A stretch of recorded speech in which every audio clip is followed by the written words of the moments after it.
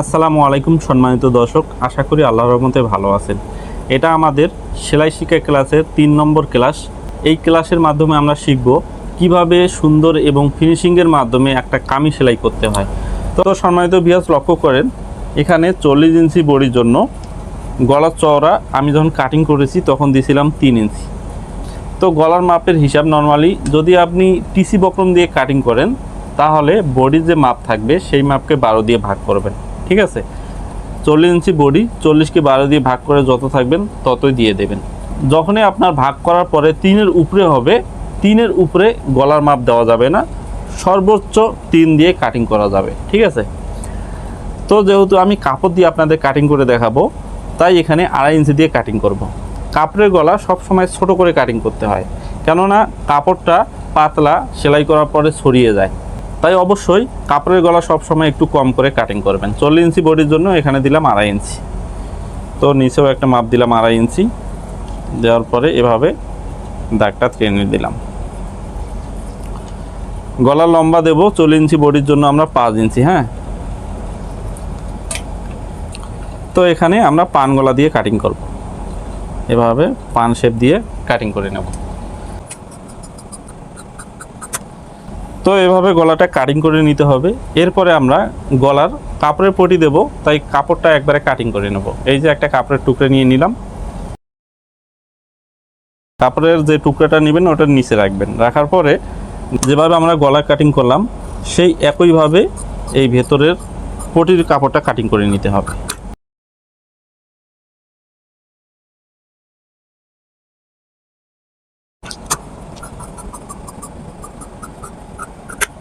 তো সামনা গলাটা কাটিং করা হলো, এখন পেছন গলাটা কাটিং করব।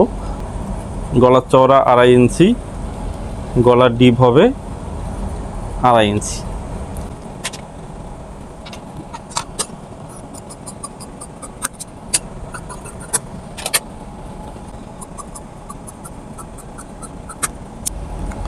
তো গলার পটি কাটিং করা শেষ। এটা হচ্ছে সামনা গলা, এটা হচ্ছে পেছন গলা। তো আগে এই যে গলার পটির বাইশ সাইডে যে কাপড়গুলো আছে এগুলা 2 সুত পরিমাণে এভাবে মুড়িয়ে দেব। 2 সুত বা হাফ ইঞ্চি আপনার আইডিয়া অনুযায়ী মুড়িয়ে দিবেন। হ্যাঁ,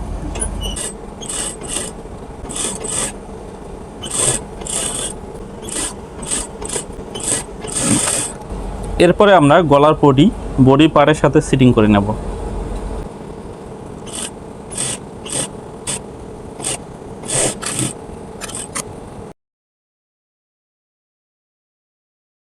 এরপরে গলা যে পটি আছে এই পটির ওপরে একটা চাপ সেলাই দিতে হবে।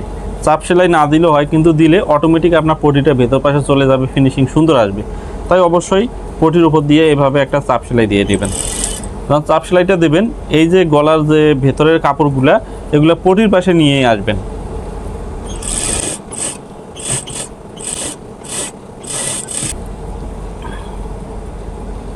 তারপরে গলার পটিটা ভেতর পাশে নিয়ে এভাবে নখ দিয়ে সুন্দর করে চেঁচে দিতে হবে। সুতি কাপড়ে যখন সেলাই করবেন এগুলো নখ দিয়ে সুন্দরভাবে চেঁচলে অটোমেটিক আপনার ফিনিশিং চলে আসবে। এখন আপনি এখানে হাতের সেলাই অথবা মেশিনের সেলাই দিতে পারেন। যেহেতু আপনাদের শেখানোর জন্য আমি ভিডিও তৈরি করতেছি তাই মেশিন দিয়ে সহজেই সেলাইটা দিয়ে নেব।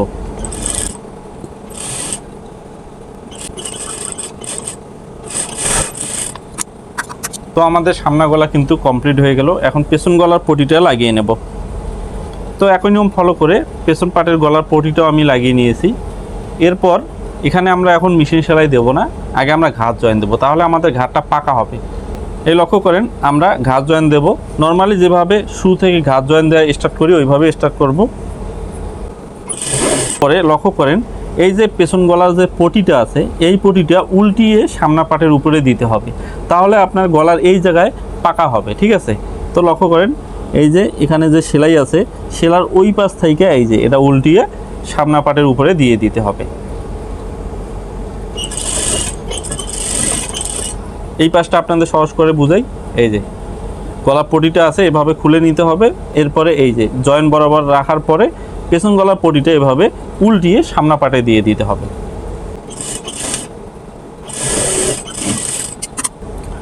এখন যদি এই যে গলার পটিটা এভাবে আপনি সিধা করেন, মানে জামাটা আপনি সিধা পাশ করে নেন, নেওয়ার পরে গলা পটিটা হালকা একটু টান দিবেন, দেখবেন এই জায়গায় আপনার সুন্দর ফিনিশিং হবে। লক্ষ্য করেন এই জায়গায় আর আপনার কোনো নড়াচড়া করতেছে না। যখন আমরা ডাইরেক্ট এটা সেলাই দিতাম, এই জায়গায় হাতের কাজ বা মেশিন সেলাই দিলে এটা আপ ডাউন হয়ে যায়। তো এভাবে সেলাই করলে আপনার ঘাড়ের এই জায়গায় ফিনিশিং সুন্দর হবে। তো আশা করি বুঝতে পেরেছেন। এরপরে আমরা পেছন গলাটা সেলাই দিয়ে নেব।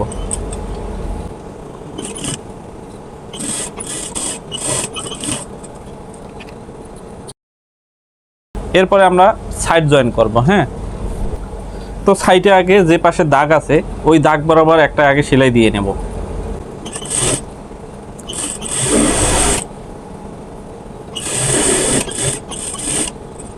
দাগ বরাবর একটা সেলাই দেওয়ার পরে এভাবে জামাটা ঘুরিয়ে নিতে হবে। এখন এক পাশে যেহেতু আমাদের সেলাই আছে, এই সেলাই বরাবর মাপ রেখে আমাদের বডির মাপটা দিতে হবে। তো বডি কত? 40, 40 অর্ধেক করলে 20।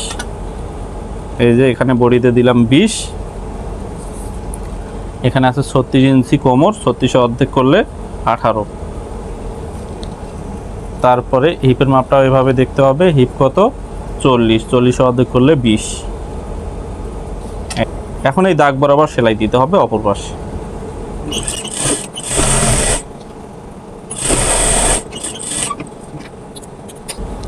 এখন আমাদের সাইড সেলাই করার পালা। অনেকে সাইড সেলাই করার সময় সাইড মিডল সেন্টার থেকে সরে যায়, এক পাশে চলে যায়। অনেকে সামনা সাইড ট্যাসা হয়ে যায় আর এক পাশে চলে যায়। এই দুই সেলাই দেওয়ার পরেই আপনার একটা টেকনিক ফলো করতে হবে। এই টেকনিকটা হলো আপনার এই যে কোমর বরাবর আপনার দুই পাশে ধরে কাপড়টা এভাবে ঝেড়ে নেবেন। হ্যাঁ, ঝেড়ে নেওয়ার পরে আপনি দেখবেন আপনার যদি কাজ করা 3 পিস হয়, দেখবেন এখানে হাফ ইঞ্চি বা 15 ইঞ্চির মতো কাপড় সরে গিয়েছে। যেটা আপনার সেলাই করার পর সরে যাইতো সেটা আগে আপনার সরে যাইতেছে, আপনি বুঝতে পাইতেছেন। তখন এটা কাটিং করে একুরেট করে নিয়ে তারপরে আপনি সাইডটা মুড়িয়ে দিবেন। তো এই নিয়মটা অনেকেই জানে না, অনেকে এটা ফলো করে না। নর্মালি যেভাবে সেলাই করে ওভাবেই পুরো কামিজ সেলাই করে, আর একবার সেলাই করা কমপ্লিট হয়ে গেলে তারপর দেখে এক পাশে ট্যারসা হয়ে গিয়েছে। তো আপনারা যদি এই ছোট্ট একটা ট্রিক মনে রাখতে পারেন সেলাই করার আগে, তাহলে কিন্তু আপনার আর এই ভুলগুলো হবে না।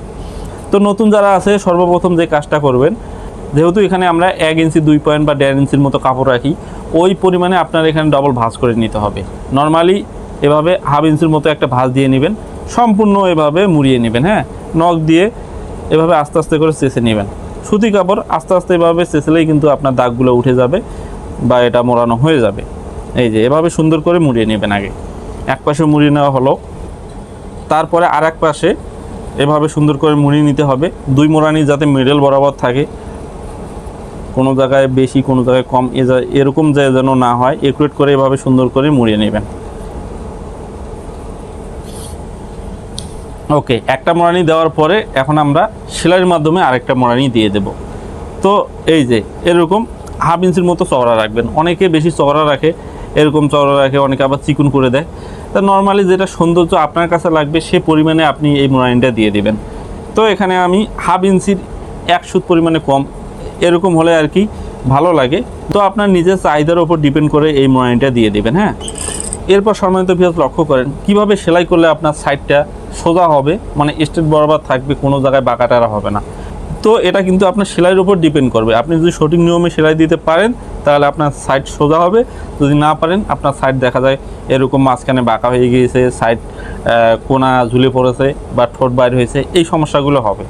তো লক্ষ্য করেন এভাবে শুরুতে একটু সেলাই দিয়ে আনার পরে এই যে এভাবে কাপড়টা সুন্দরভাবে ধরে নেবেন, নখ দিয়ে এভাবে সুন্দরভাবে ধরবেন। মানে যেহেতু আমরা আগে একটা মোড়ানি দিছি, আর একটা মোড়ানি একটভাবে দিয়ে নেব, নেওয়ার পরে নখ দিয়ে এভাবে কাপড়টা ধরে আস্তে আস্তে সেলাই দেবো, এভাবে আস্তে আস্তে সেলাই দেবো। হ্যাঁ, তো তারপরে এভাবে আস্তে আস্তে আবার ধরবেন, ধরার পর নখ দিয়ে সুন্দরভাবে চেপে ধরবেন। দেখবেন আপনার এখানকার মোড়ানি এই জায়গার মোড়ানি একুরেট আছে কিনা, যদি থাকে আবার আস্তে আস্তে এভাবে সেলাই দিবেন। এই যে যখন প্রথম এই সেলাইটা দিবেন তখন পেছনে হাত দেওয়ার কোনো দরকার নাই, পেছনে কোন দিক যাচ্ছে যাক, সমস্যা নেই। তারপর এভাবে আবার সুন্দর করে ধরবেন।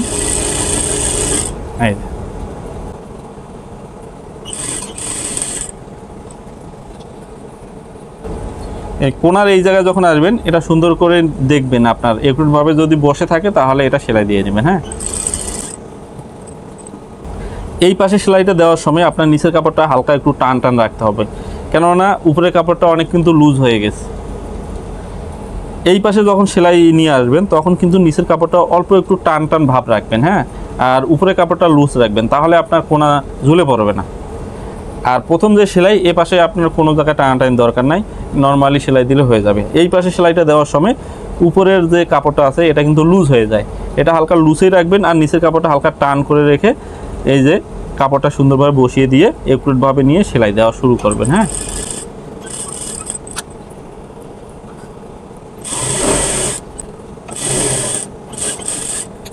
এই যে লক্ষ্য করেন, যদি আমি নিচের কাপড়টা হালকা টানের উপর না রাখতাম এটা কিন্তু সমান হইতো না, উপরে কাপড়টা ঠোঁট বাইরে হয়ে যাইতো। যখন ঠোঁট বাইরে হইতো তখনই কিন্তু এই সাইডটা আর সোজা স্ট্রেট বরাবর থাকতো না। এরপরে আমরা আর একটা সেলাই সিধা পাশ থেকে দেওয়া শুরু করব, ঠিক আছে? তো এই মুখে মুখে যে সেলাইটা হবে এই সেলাইটা দেওয়ার সময় আপনার পিছনে হাত দিতে হবে, তাহলে কিন্তু আপনার কি হবে, সাইডগুলো স্ট্রেট বরাবর সোজা হবে। দেখেন আমি কিভাবে সেলাই করি। প্রথমে একটু নিয়ে আসলাম, নিয়ে আসার পরে এই যে পেছনে হাত দিলাম, এই জিনিসটা পেছনের এই হাতটা এটা আপনার সোজা বরাবর আস্তে আস্তে নিয়ে আসতে হবে। আর সামনে, ঠিক আছে, এই সামনে যে হাত দেবো আমরা এই জিনিসটা লুজ রাখতে হবে। এই যে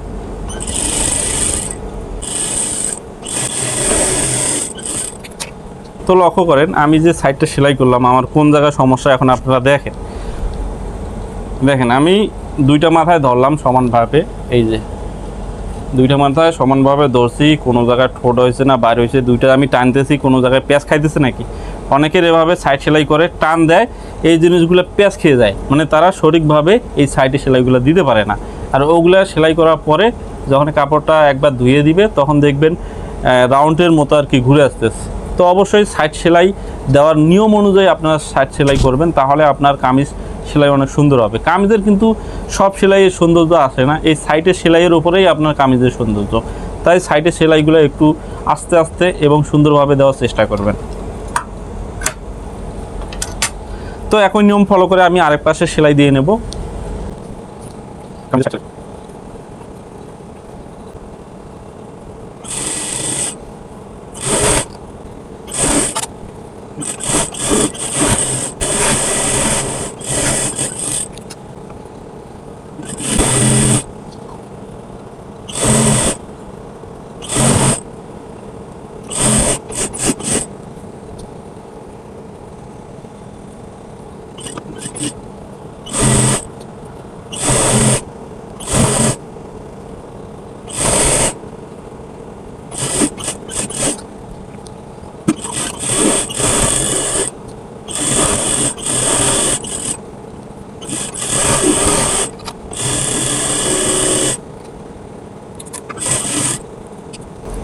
তো সম্মানিত ভিউয়ার্স লক্ষ্য করেন আমি দুই সাইড এবং নিচ সুন্দরভাবে সেলাই দিয়ে নিয়েছি। এরপরে আমরা হাতাটা বানিয়ে হাতাটা সিটিং করব। তো হাতার মুখ নর্মাল যেভাবে আমরা মোড়ানি দেই ওইভাবে মুড়িয়ে দেব। হ্যাঁ,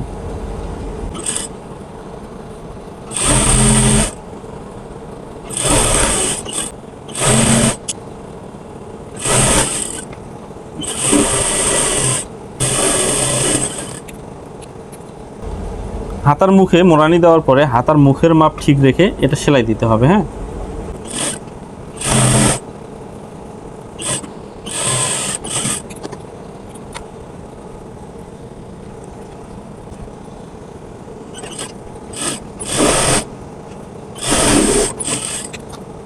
তো আমরা হাতাটা এখন কিভাবে লাগাবো, এই যে এখানে আমি তালপাট কাটিং করেছি, এই তালপাটের অংশটা সবসময় সামনা পাটে যাবে, ঠিক আছে? তো এটা মনে রাখতে হবে, তালপাটের যে অংশটা এটা সামনা পাটে দিতে হবে। এই যে সামনা পাট এটা, এই যে হাতাটা আমরা এই যে এভাবে ভিতরে দিয়ে দিলাম। প্রথমে আমরা মিডল সেন্টার থেকে জয়েন করব, তাহলে কিন্তু আপনার হাতা লাগানো একুরেট হবে। আপনি এখান থেকেও দিতে পারেন, কোনো সমস্যা নাই, কিন্তু এখান থেকে দিলে আপনি বুঝতে পারবেন কোন জায়গায় ছোট হচ্ছে কোন জায়গায় বড় হচ্ছে। এই মিডল সেন্টারে এটা ঠিক রাখলাম। মিডল সেন্টারে ঠিক রাখার পরে সাইডে জয়েন এবং হাতা জয়েন এই দুইটা এভাবে সমান বরাবর রাখবেন। রাখার পরে দেখবেন আপনার এখানে কোন জায়গায় ছোট বড় আছে।